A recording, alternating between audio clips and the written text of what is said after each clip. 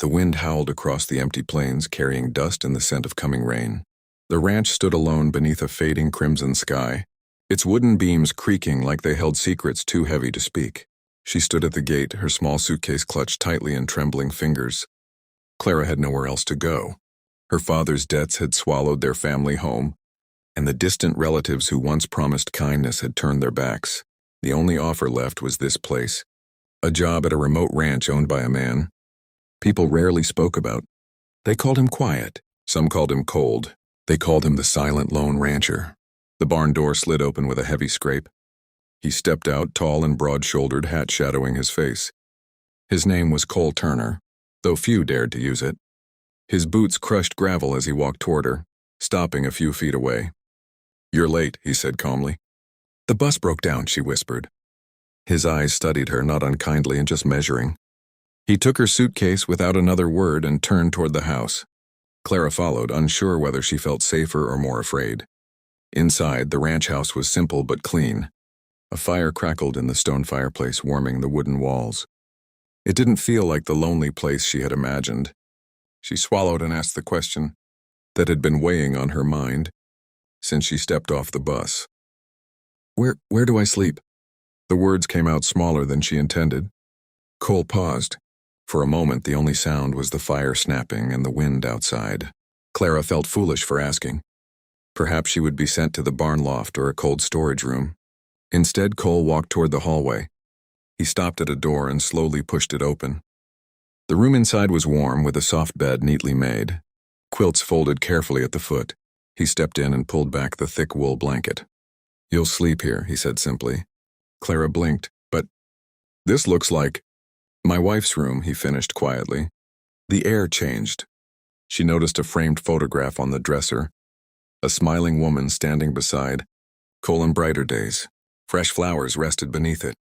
"I keep it ready," he continued, his voice steady but heavy. "Not because I expect her back, but because I couldn't bring myself to change it." Clara's heart tightened. "You deserve a proper bed," he added, stepping aside. "No one who works here sleeps in the cold." She felt something shift inside her. Not fear, not relief exactly, but something warmer. Respect. "You don't have to give me this room," she said gently. He looked at her fully for the first time. His eyes were not cold. They were tired. "It's time," he said quietly. Time the room was lived in again. As he left, closing the door behind him, Clara sat slowly on the edge of the bed. The mattress dipped softly under her weight. She realized this wasn't just a place to sleep. It was the first time in months someone had given her something without asking. Clara barely slept that night. Not because the bed was uncomfortable. It was softer than anything she'd known in years, but because the weight of what it meant pressed gently against her heart. The room carried memories. She could almost feel them in the quiet air. Morning sunlight filtered through lace curtains. She rose early, determined not to seem ungrateful. The ranch was already awake when she stepped outside. Cole was in the corral, saddling a horse. "You wake early," he said without looking at her. "I don't like wasting daylight," she replied. For a brief second, something like approval flickered across his face. Days passed quietly. Clara worked hard, cooking, cleaning, helping mend fences.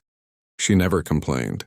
She laughed softly when the chickens chased her, and she hummed while washing dishes. Slowly, the house began to feel different. It wasn't just cleaner, it felt alive. One evening, a storm rolled in fiercely. Thunder cracked across the sky, and lightning split the darkness. Clara rushed to secure the shutters, but the wind was too strong. Suddenly, a loud crash echoed from the barn. Cole ran toward it. Without thinking, Clara followed. Inside, part of the roof had collapsed, trapping one of the horses. Rain poured in. The animal panicked, thrashing against broken wood. "Stay back!" Cole shouted. But Clara didn't. She grabbed a lantern and moved carefully toward the frightened horse, speaking softly. "It's okay.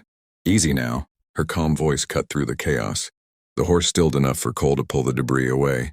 Together, soaked and breathless, they led the trembling animal to safety. When it was over, they stood in the rain, hearts pounding.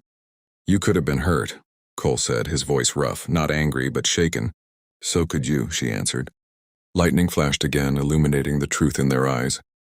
They weren't alone anymore.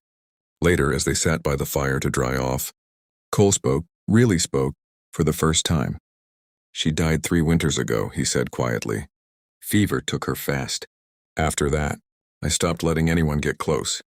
Clara listened, not interrupting. When you asked where you'd sleep, he continued, I almost sent you to the bunkhouse. But something stopped me. What? She asked softly. He looked at her, the firelight reflecting in his eyes. You looked like someone who'd been left out in the cold too long. Her throat tightened. I have, she admitted. Silence settled between them. Not empty, but full. He reached over, adjusting the blanket around her shoulders where she sat near the fire. A small gesture. But this time it wasn't about a room. It was about belonging. From that night forward, the ranch was no longer silent. And Clara understood something deeply. Sometimes when someone pulls back a blanket, they aren't just offering a place to sleep. They're offering a second chance at warmth for both of you.